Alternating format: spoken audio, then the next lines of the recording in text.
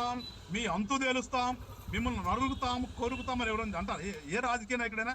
చంద్రబాబు నాయుడు గుడ్లు పిటిస్తారని పోలీసుల్ని చంద్రబాబు నాయుడు 3 సార్లు ప్రమాణ స్వీకారం చేసినప్పుడు చంద్రబాబు నాయుడు అన్నాడంటే చంద్రబాబు నాయుడు అన్నాడు. ఇప్పుడు మీకు వినిపించలేదా?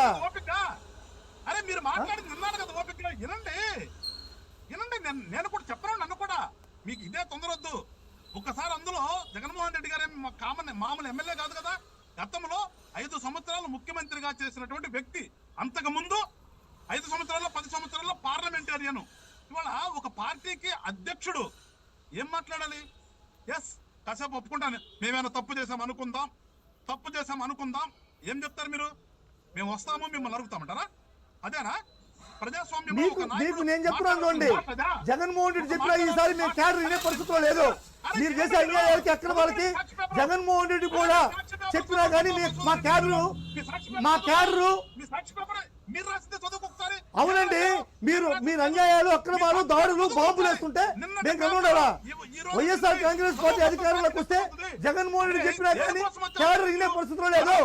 తెలుగుదేశం కార్యకర్తలు నాయకుల పరిస్థితి ఏ విధంగా ఉంటుందో ఒకసారి ఆలోచించండి. క్యాడర్ వినదు, జగన్ గారు చెప్పినా కానీ మేము వినం. 36 కిలోమీటర్ల ప్రయాణానికి 7 గంటలు పట్టిందా మీకు? అది జరగలేదండి. జనాలు మీరు చూడండి, జనాలు మీ మాదిరి చంద్రబాబు నాయుడు మాదిరిగా జననాయకుడు జనాలు రాకుండా ఉండేది లేదు. రెడ్డి సింహం అంట, ఇదేనా మీరు మాట్లాడే భాష? అవునండి.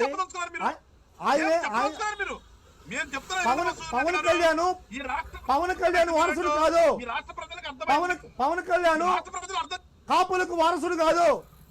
అంబటి రాంబాబు గారు కాపులకు వారసుడు. జగన్మోహన్ రెడ్డి గారి రాష్ట్రంలో మళ్ళా వచ్చేది ఉండదు, ఆయన ఎవరు ఉపదేశేది ఉండదు. యుగాలానికి మోజుగా ఉంటే చూసుకోవాలంటే ఆయన ఇంట్లో కూర్చొని తీసుకుని చూసుకోవాలి తప్పితే ఇక్కడ ఎవరు ఇప్పటి ఉండవు. కులాల మీద రాజకీయం చేసేది, శవాల మీద రాజకీయం చేసేది తెలుగుదేశం పార్టీ, జనసేన పార్టీ. వంగవీటి రంగాన్ని ఒక్కసారి కూడా చూడనటువంటి పవన్ కళ్యాణ్ ఏ విధంగా వంగవీటి రంగా గారికి వారసులు అంటారు? వంగవీటి రంగా గారి శిష్యుడు అంబటి రాంబాబు గారు నిజమైన రాజకీయ వారసుడు అంబటి రాంబాబు వంగవీటి రంగా గారికి. ఇది మీరు ఉత్పాల్సిందే. కాపుల యొక్క వారసుడు అంబటి రాంబాబు గారు. పవన్ కళ్యాణ్ గారు కాదు కాదు కాదు. పవన్ కళ్యాణ్ కాపుల ద్రోహి, కాపుల ద్రోహిని పవన్ కళ్యాణ్. లక్షణాలు ఉన్నటువంటి జగన్మోహన్ రెడ్డి గారు జీవితంలో ఆంధ్ర రాష్ట్రంలో మళ్ళా మీరు గెలుస్తారని మీరు జోషులు చెప్తాను బోర్డు పెట్టుకోండి. మీరు జోషులు చెప్తాను బోర్డు పెట్టుకొని మీరు రేటు ఫిక్స్ చేస్తే మీకు మంచి జీతం వస్తుంది, మంచి డబ్బులు వస్తుంది. జగన్మోహన్ రెడ్డి గారు ముఖ్యమంత్రి అవ్వాలా వద్దనేది ఆంధ్ర రాష్ట్ర ప్రజలకు సంబంధించిన విషయం. ప్రజలు ఖచ్చితంగా ఆంధ్ర రాష్ట్రంలో జగన్మోహన్ రెడ్డికి వినిపిస్తున్నారు. ప్రజాస్వామ్యం అంటే ఏంటో తెలుసుకోండి ఫస్ట్. అంతేగాని ఏదో నియంత్రణలాగా ఏదో వెనక రాజుల్లాగా మేము నరుగుతాం, మేము పొడుస్తాం, మేము కొరుకుతాం అంటే ప్రజాస్వామ్యంలో చెల్లస్తారు. అంటే మీరు నాటు బాంబులు వేస్తే ప్రజలు చూస్తూ ఉంటారా? మీరు పెట్రోల్ బాంబులు వేస్తే పోలీసుల సాక్షిగా మేము చూస్తూ ఉన్నారా? మీరు రాట్లు పట్టుకుని తిరుగుతా ఉంటే పోలీసుల సాక్షిగా మేము చూస్తున్నారా? మీరు ఫ్లెక్సీలు పెడతా ఉంటే పోలీసుల సాక్షిగా మేము చూస్తున్నారా? మేము అదే మాదిరి ఫ్లెక్సీలు పెడితే మీరు ఎక్కడ పెట్టుకుంటారు చెప్పండి.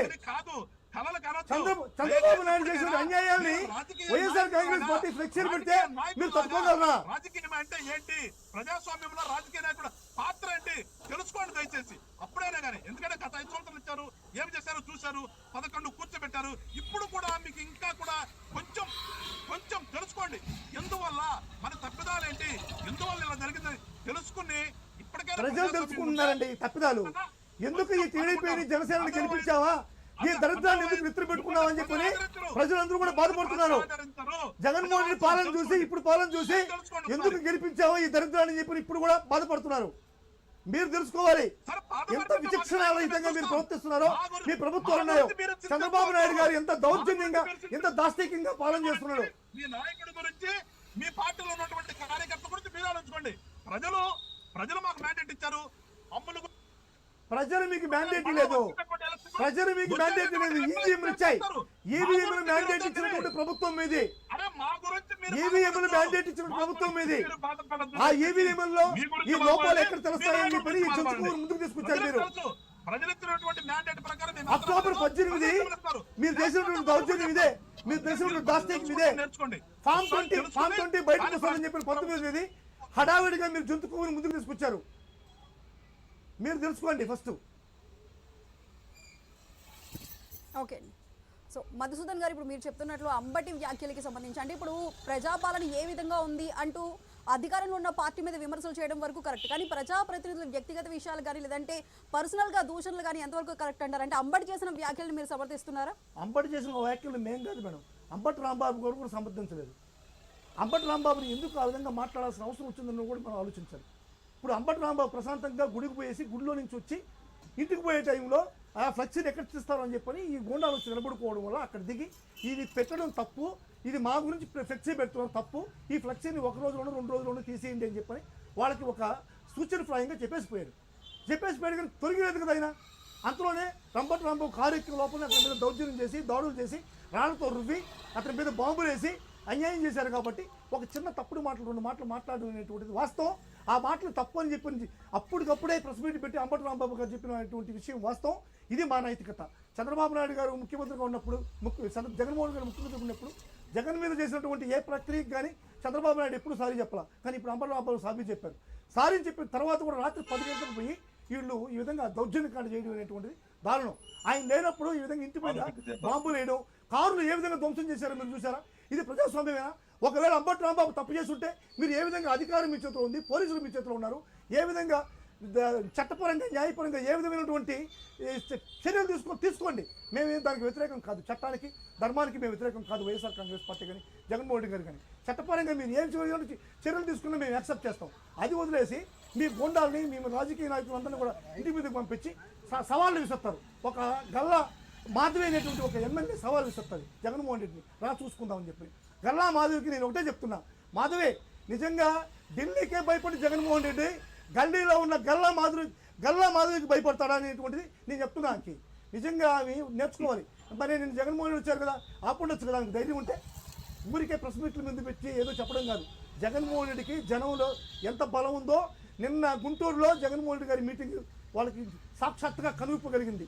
అతను ఇతను చెప్తున్నాడు ఇంత తక్కువ దూరం రావడానికి 5 గంటలు 6 గంటలు అని చెప్పని. ఎక్కడ కూడా జగన్మోహన్ రెడ్డి ఇంట్లోంచి బయట వచ్చినప్పటి నుంచి అంబటి రాంబాబు ఇంటికి పోయే వరకు ఒక జన ప్రవాహం. అక్కడక్కడ వాళ్ళు జగన్మోహన్ చూడాలి, జగన్మోహన్ రెడ్డి మాట్లాడాలని చెప్పి ఏ విధంగా జనాలు నిలబడి పరిగెత్తారో మీరందరూ కూడా గమనించారు.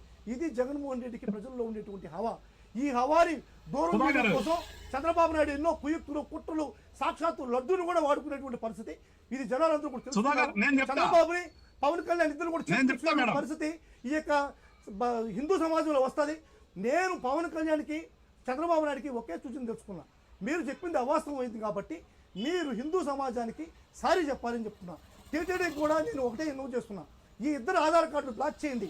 వీళ్ళు లైఫ్లో చంద్రబాబు కానీ పవన్ కానీ తిరుమల వెంకటేశ్వర స్వామి దర్శనానికి వచ్చేదానికి వీళ్ళు లేకుండా చేయాల్సిన పరిస్థితి ఈరోజు హిందూ సమాజం పైన ఉండాలని చెప్పి మీ ద్వారా చెప్తా.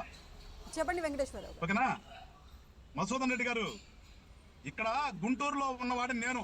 నిన్న ఏం జరిగిందో ఏంటో నాకు తెలుసు. మీరు స్టూడియోలో కూర్చొని చెప్తాం కాదు. ఏం జనం వచ్చారో, ఎట్లా జనం వచ్చారో, ఎక్కడి నుంచి వచ్చారో, ఎంతమంది వచ్చారో అయినో నేను ప్రత్యక్ష సాక్షిని. మీరు మీ పేపర్ చూసుకుని చెప్పండి. మీరు ఎట్లా వచ్చారో నాకు తెలుసు, ఎందుకు ఏం చేశారో తెలుసు, ప్రతి తెలుసు.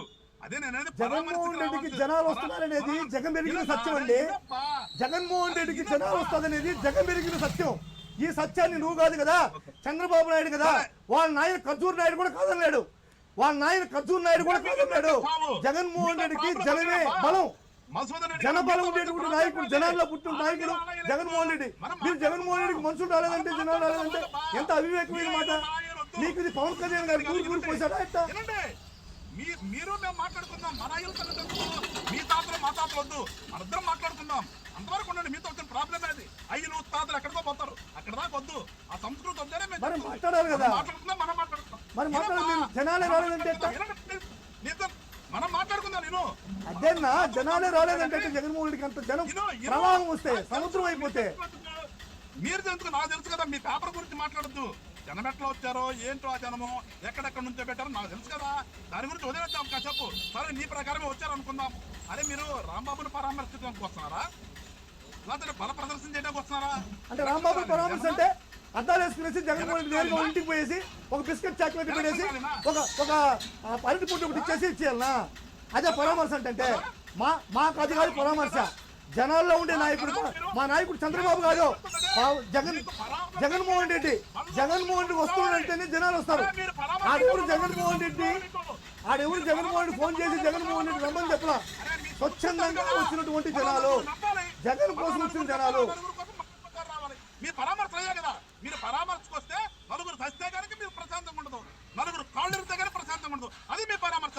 నలుగురు తింటే కానీ మీకు ప్రశాంతత ఉండదు. మీ పరామర్శ గురించి చెప్తే ఎట్లా మధుసూదన్ రెడ్డి గారు మీరు వినండి. మీరు నిన్న మీ ఫెయిల్యూర్ అండి ఇది. జగన్మోహన్ రెడ్డి వచ్చేటువంటి జడ్ కేటగిరీ ఒక రోడ్ లో లారీలు టిప్పర్లు నిలబెట్టి మీరు జగన్మోహన్ రెడ్డికి కావాలని ఏ విధంగా చేశారో, దుర్మార్గం చేశారో ప్రజలందరూ కూడా చూస్తున్నారు. జగన్మోహన్ రెడ్డి కాన్వాయ్ పోయే రూట్ లో మీరు వాంటెడ్ గా టిప్పర్లు లారీలు నిలబెట్టి మీరు చేసినటువంటి దౌర్జన్యం ప్రజలందరూ కూడా చూస్తున్నారు. మేము ప్రజాస్వామ్యాన్ని గౌరవిస్తాం కాబట్టి మీ జగన్మోహన్ రెడ్డి గారు నిన్ను గుంటూరు రాగలిగాడు. అంటే జగన్మోహన్ రెడ్డి కాన్వాయ్ రూట్ లో లారీలు టిప్పర్లు నిలబడ్డం మీరు చంద్రబాబు యొక్క ప్రజాస్వామ్యమా? మీ రెడ్ బుక్ లో ఉండేటువంటి ప్రజాస్వామ్యమా ఇది? మీ లోకేష్ యొక్క ప్రజాస్వామ్యమా ఇది? మీ పవన్ కళ్యాణ్ యొక్క ప్రజాస్వామ్యమా ఇది? జడ్ కేటగిరీ పోయేటువంటి వ్యక్తి రోడ్ లో లారీలు టిప్పర్లు నిలబడ్డం ఇదే ప్రజాస్వామ్యం? ఏమండి ఇది? ప్రజాస్వామ్యానికి విలువలు విశ్వసించినటువంటి దౌర్భాగ్యమైన ప్రభుత్వం ఇది, దీనమైనటువంటి ప్రభుత్వం ఇది, ప్రజా కంటకమైనటువంటి ప్రభుత్వం ఇది. కొట్టుకున్నారు కదా, ఫ్లెక్సీ కట్టామంటున్నారు కదా, మీరు గతంలో గుర్తుందా మీకు? పేదలకి పెత్తందారులకి మధ్య పోటీ అని చెప్పేసి మా నాయకులను కించపరుస్తూ రాష్ట్ర వ్యాప్తంగా ఫ్లెక్సీలు కట్టారు. ఒకసారి గుర్తు తెచ్చుకోండి.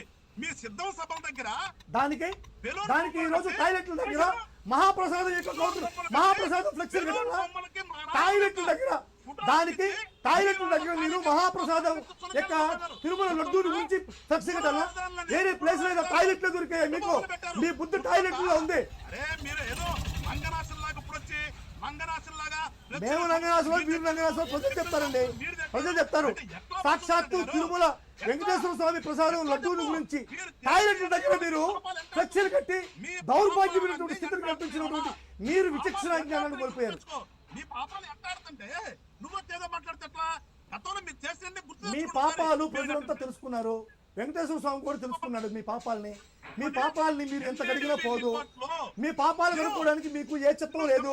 ఏ మెట్లు కడిగినా పాపాలు పోవు, ఏ గుడికలు కడిగినా పాపాలు పోవు. ప్రపంచంలో ఉండే టాయిలెట్లు అన్ని కలిపినా కానీ పవన్ కళ్యాణ్ పాపాలు పోవు. అన్ని తప్పులు చేసేశారు చంద్రబాబు నాయుడు, పవన్ కళ్యాణ్. మిమ్మల్ని దేవుడు కూడా శిక్షించడు. మిమ్మల్ని ఖచ్చితంగా మీరు ఎక్కడికో సుదీర్ఘ పారిపోవాల్సిన అవసరం ఉంది. మీకు ఆ విధంగా రాష్ట్రపతి ఉన్నది భూమి మీద. మీరు జాగ్రత్తగా ఉండండి.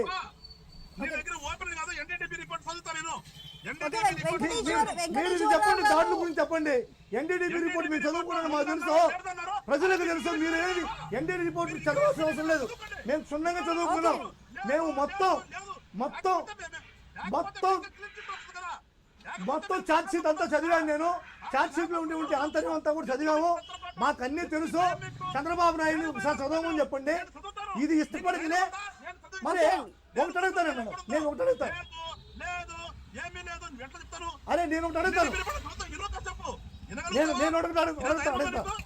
నేను ఒకటి అడుగుతానండి మిమ్మల్ని. నేను అడుగుతాను ఏంటంటే, అరే మీరు చెప్పలేదండి. మేము ఛార్జ్ షీట్ అంతా చదివేశాము. మీరు ఛార్జ్ షీట్ చదివి ప్రజలకి వినిపక్కర్లేదు. ప్రజలు ఎప్పుడు కూడా మనకన్నా ముందుంటారు. మీకు నాకు కన్నా ప్రజలు చాలా తెలివైన వాళ్ళు. వాళ్ళు ఛార్జ్ షీట్ లో ఉన్నటువంటి విషయాలన్నీ కూడా తెలుసు. నేను ఒకటే మాట చెప్తాను సార్. నేను ఒకటే మాట మనకి ఇంకా సమయం సరిపోలేదు. ఓకే, వెంకటేశ్వర గారు థ్యాంక్ యూ సో మచ్ అండి. మధుసూదన్ రెడ్డి గారు థ్యాంక్ యూ అండి. సో మనం చూసుకోవచ్చు ప్రశాంతంగా ఉండే ఏపీ రాజకీయాలు ఇప్పుడైతే అధికార పార్టీ నాయకుల దాడులతో, అదేవిధంగా ప్రతిపక్ష పార్టీ నాయకుల హెచ్చరికలతో అయితే అల్లకల్లోలంగా మారిందని చెప్పాలి. ఇంకా రాబోయే కాలంలో ఇంకా ఏ విధంగా ఉండబోతుందో చూడాల్సి ఉంది. ఇది వాళ్ళ క్వశ్చన్ ఎవరు. Keep watching I news. మీతోనే మీ